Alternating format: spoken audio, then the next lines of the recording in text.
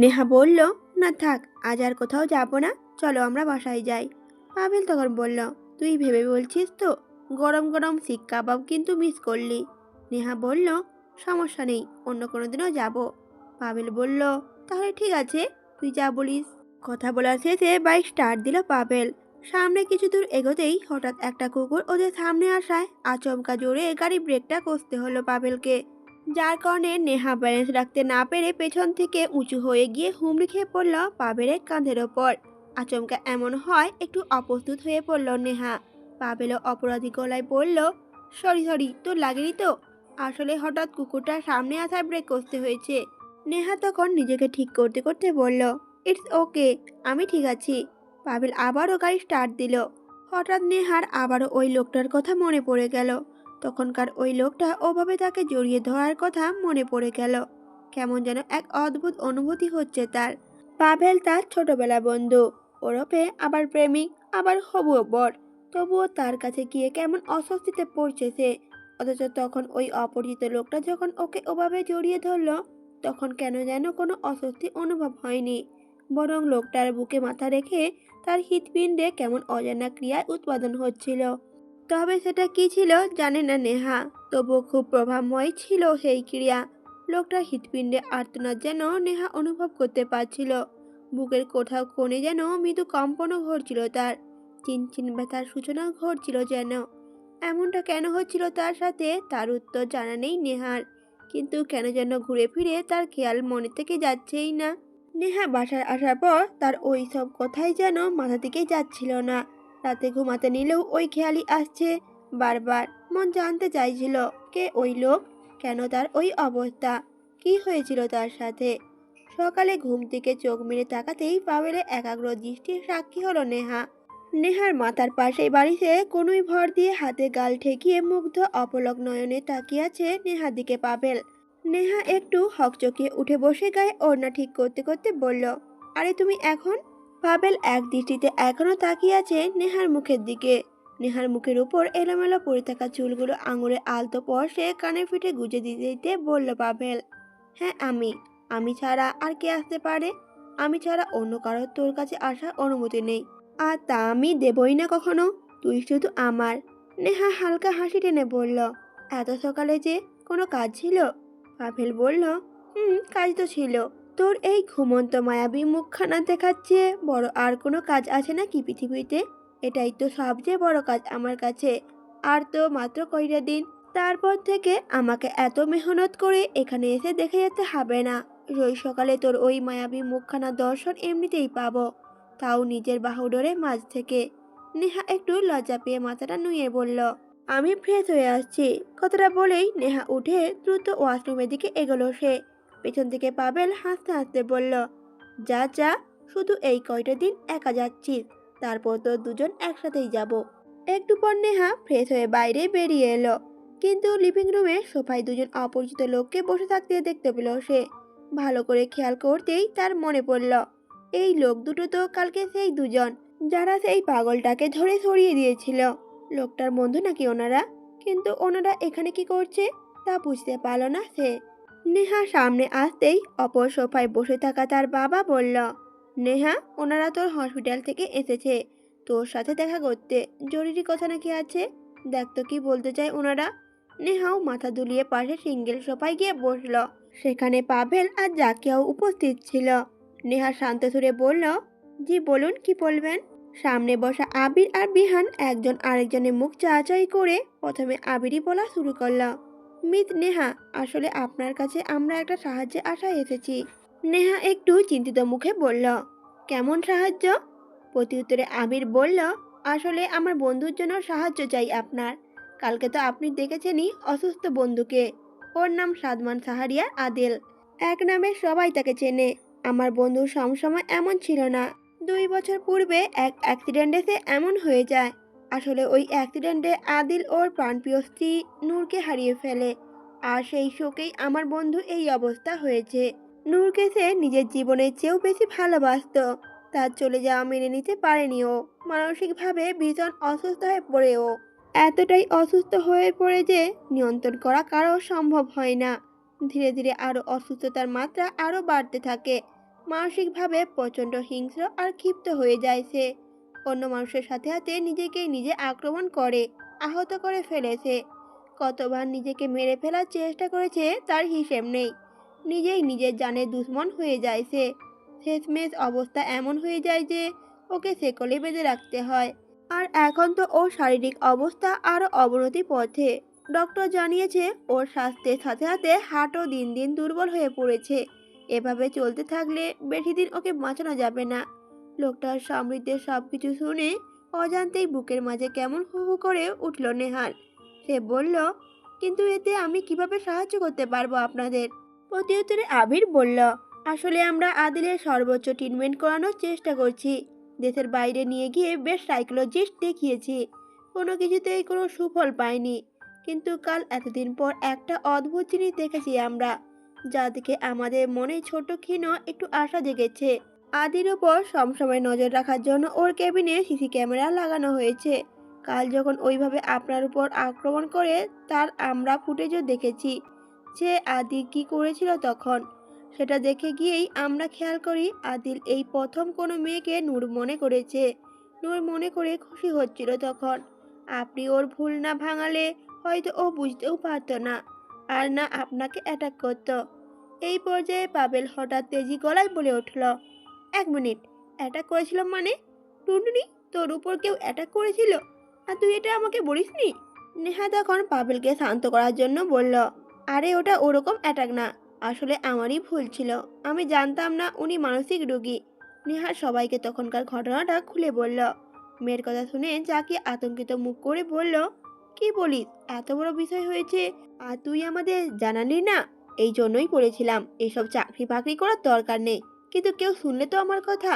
নেহার বাবা তখন সবাইকে আপাতত চুপ থাকতে বলে আবিরদের উদ্দেশ্যে বলল, আপনারা আসলে চাচ্ছেনটা কি সেটা বলেন তো? তখন আবির বলল, আসলে আমরা চাচ্ছি মিস নেহা যদি আদি ট্রিটমেন্টে আমাদের একটু সাহায্য করত, তাহলে আদিকে হয়তো সুস্থ করা যেতে পারত। যেহেতু একবার আদি ওনাকে নূর ভেবেছে, তাহলে এমন আবারও ভাবতে পারে। তাই মিস নেহা যদি নূর সেজে আদিলের সামনে যায়, তখন আদি শান্ত হয়ে যাবে, তাকে যা বলা যাবে তাই শুনবে সে। আমরা খুব সহজেই তার ট্রিটমেন্ট করতে পারবো এবং উপরওয়ালা সহায় হলে আদি হয়তো সুস্থ হয়ে যেতে পারবে। এর জন্য আমরা চাই মিস নেহা আদির সামনে নূর হয়ে যাক। প্লিজ আমাদের হেল্প করুন। আবিরের বক্তব্য শুনে নেহা অন্য কেউ কিছু বলার আগেই জাকিয়া তো আতঙ্কিত গলায় বলে উঠল, কি বলছেন এসব আপনারা? পাগল হয়ে গেছেন আপনারা? একজন উন্মাদ পাগল যে কিনা মানুষ মেরে ফেলে সেই মানুষের সামনে আপনারা আমার মেয়েকে যেতে বলছেন? কিছুতেই না, আমার মেয়ে এমন হিংস্র মানুষের সামনে নিজের ক্ষতি করতে যাবে না, কিছুতেই না। এই পর্যায়ে বিহান তখন বলল, দেখেন, ভয় নাই, আমরা ভরসা দিতেছি ওনার কোনো ক্ষতি হইব না, আমরা সেই খেয়াল রাখবো। পাভিল যখন বলে উঠল, সে যাই হোক, নেহা এমন কোনো কাজ একদমই করবে না, যে কারোর বউ হয়ে তার সামনে কিছুতেই যাবে না। আপনারা এখন যেতে পারেন। বিহান দুই হাত জোর করে করুণ সুরে বলল, দেখেন প্লিজ, আমাদের কথাটা বোঝার চেষ্টা করেন। ওনার হেল্প পাইলে আমার বন্ধুটারে বাঁচানোর একটু নতুন আশা পাবো আমরা, হয়তো ও ভালো হইবার পাইব। আপনারা যা চাইবেন, যেমন চাইবেন, সব মানবো আমরা, শুধু আমাকে একটু হেল্প করেন। আপনাদের সামনে হাত জোর কইরা কইতাছি, প্লিজ রাজি হইয়া যান, মানা কইরেন না। একজন মানুষের জীবন বাঁচানোর মতো কাজে মানা কইরেন না। আপনারা একটু সাহায্য, ওর জীবন বাঁচাতে পারবো, না হলে মরে যাবে বেচারা। বিহানের কথার পরিপ্রেক্ষিতে প্রাভেল ক্রুদ্ধ স্বরে বলল, মরে গেলে যাক, তাকে বাঁচানোর দায় নিয়ে বসে রইনি আমরা, এমনিতেও এভাবে মরে যাওয়াই ভালো। পাভেলের এমন কটাক্ষ কথা শুনে রাগে মাথায় আগুন ধরে গেল আবিরের। সে ঝট করে উঠে গিয়ে তেড়ে গিয়ে পাভেলের কলার চেপে ধরে চোখ মুখ অগ্নিরূপ ধারণ করে ক্ষিপ্ত স্বরে বলল, how dare you, you bloody! ভালোভাবে কথা বলেছি বলে যা মুখে আসে তাই বলবি?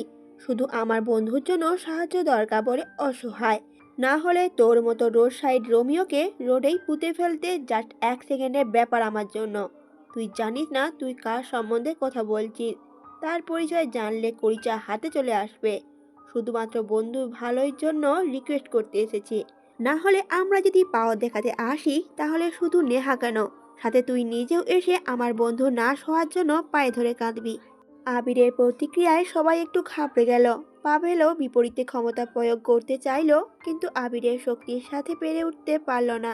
এই পর্যায়ে বিহান এগিয়ে এসে আবিরকে ছাড়িয়ে নিয়ে বলল, শান্ত হ আবির, এসবের সময় এখন না, চল এখান থেকে। রাগী চাহনি নিক্ষেপ করে আবির আর বিহান বেরিয়ে গেল বাসা থেকে। আর এত কিছুর মাঝে নেহা চুপ থেকে গেল। এই মুহূর্তে সে কি করবে আসলেই বোধগম্য হলো না তার।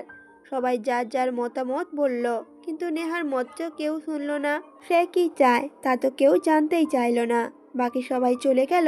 নেহার বাবা খেয়াল করলো জাকিয়া কেমন অন্যমনস্ক হয়ে দাঁড়িয়ে আছে। চোখে মুখে তার ভীষণ চিন্তা আর আতঙ্কের ছাপ। নেহার বাবা তার সামনে এগিয়ে গিয়ে বলল, কি হয়েছে, এত কি ভাবছো? তখন জাকিয়া কেমন ভয়ার্থ চাহনিতে তাকিয়ে বলল, কেন, ভাবনা কি আমার আসছে শুধু? তোমার কি মনে কোনো প্রশ্ন আসছে না যা আমার মনে আসছে? নেহার বাবা তখন বলল, আমি জানি তুমি কি ভাবছো, কিন্তু আমার মনে হয় না এমন কিছু হতে পারে। এটা শুধু কোইন্সিডেন্ট। এত ভেবো না তো, শুধু শুধু ভয় পেও না। নেহার মা তখন বলল, আমি কি বলি শোনো না, এই চাকরি টাকরি বাদ দিলে হয় না? কি দরকার বলো, যদি মেয়েটার কিছু হয়ে যায়? নেহার বাবা তখন বলল, তুমি তো জানোই এটা আমার মেয়ের স্বপ্ন, তুমি অযথা চিন্তা করো না, কিছু হবে না। নেহার মা তখন জোরে একটা নিঃশ্বাস ছেড়ে বলল, তাই যেন হয়। পরের দিন হসপিটালে এসে কাজে নিয়োজিত হয়ে গেল নেহা। কাজ করার মাঝেই একসময় আদিলের কেবিনের সামনে দিয়ে যেতে নিলেই হঠাৎ থেমে গেল সে। কি যেন মনে করে সেদিকে এগিয়ে গেল নেহা। জানালা দিয়ে ভেতরে উঁকি দিয়ে আদিলকে দেখার চেষ্টা করলো সে। দেখতে পেল আদিল ফ্লোরে উপর হয়ে শুয়ে আছে। মেঝেতে একটা মেয়ের অবয়ব খোদাই করে আঁকানো। আদিল সেই অবয়বের উপর নিজের গাল ঠেকিয়ে শুয়ে আছে। সেই আঁকানো অবয়বের উপর এক হাত বুলিয়ে বুলিয়ে আদুরি গলায় বলছে আদিল, অ্যাঞ্জেল, আমার অ্যাঞ্জেল, কত সুন্দর আমার অ্যাঞ্জেল, কত সুন্দর তার হাসি, কত নিষ্পাপ সেই হাসি। অ্যাঞ্জেল, জলদি আসো না আমার কাছে, তোমার হিরোর কাছে আসো। আর কত দূরে থাকবা, আসো না। আচ্ছা, না এলে আমি তোমার কাছে আসছি, খুব জলদি চলে আসছি তোমার কাছে। তারপর আমরা একসাথে থাকবো, কখনো আলাদা হতে দেব না। আদিলের এই নিদারুণ পরিণতি দেখে অজান্তেই নেহার চোখ দুটো ঝাপসা হয়ে এলো। বুকের মধ্যে যেন কোথাও চিনচিন ব্যথার অনুভূত হলো। একটা মানুষ এতটা কাউকে কিভাবে ভালোবাসতে পারে? এমন করে ভালোবাসা কি সম্ভব? কত সৌভাগ্যবান সেই নারী যাকে উনি এতটা ভালোবাসেন। নেহা সরে এলো ওখান থেকে। নিজের কাজে প্রয়োজনে ডক্টরের কেবিনে যেতে নিলেই কেবিনে আবির আর বিহানকে বসে থাকতে দেখলো সে। দরজার বাইরে থেকে নেহা শুনতে পারল ডক্টরে বলা কথাগুলো। তিনি বলছেন, মিস্টার আদিলের রিপোর্ট কিন্তু ভালো না, কন্ডিশন আরও খারাপ হচ্ছে। ওনার বডি যেন ধীরে ধীরে নিষ্ক্রিয় হয়ে পড়ছে। এভাবে চলতে থাকলে মনে হয় না বেশি দিন সার্ভিউ করতে পারবে উনি। ডক্টরের কথা শুনে যেন আর বসে থাকতে পারল না আবির। উঠে বেরিয়ে এলো কেবিন থেকে। তাকে আসতে দেখে নেহা দ্রুত আড়াল হয়ে গেল। আবির বাইরে এসে হাত মুঠো করে মুখের উপর চেপে ধরল। বিহানও দ্রুত বাইরে বেরিয়ে এলো আবিরের পিছে পিছে। আবিরের কাছে আসতেই আবির তাকে জাপড়ে ধরে কেঁদে উঠল। করুণ সুরে বারবার বলল, আমরা কিছুই করতে পারলাম না বিহান, কিছুই না, ওকে আমরা হারিয়ে ফেলবো। তখনই নেহা হঠাৎ ওদের সামনে এগিয়ে এলো। তারপর বলল, আমি রাজি, আপনাদের সাহায্য করতে আমি রাজি।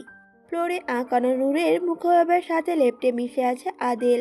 মনের জগতে অনুভূত করছে শুধু নূরকে। বিলীন হওয়ার যাত্রায় সে। তার এই যাত্রার মাঝেই হঠাৎ কুট করে দরজা খুলে গেল। ধীরে পায়ে প্রবেশ করলো কারো কদম। আর তার কদমের সাথে নুপুরের রুনুঝুনু বাদ্যযন্ত্র ছড়ালো চারিদিকে। আদিল তখনও তার নূরের মাঝে বিলুপ্ত।